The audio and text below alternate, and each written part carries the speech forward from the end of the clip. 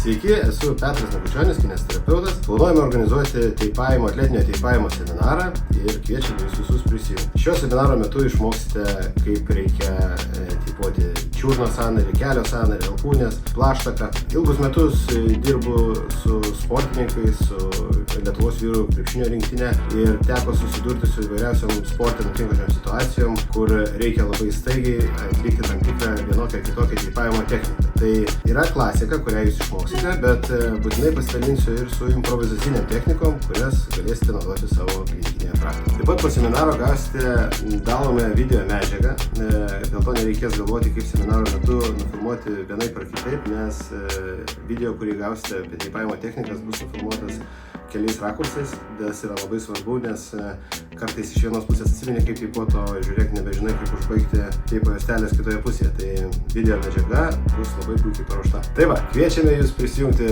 balandžio 5 dieną į klasikinę atletinio teipavimo seminarą. Čia išmoksite klasikinių technikų ir turėsime gerą diskusiją. Iki!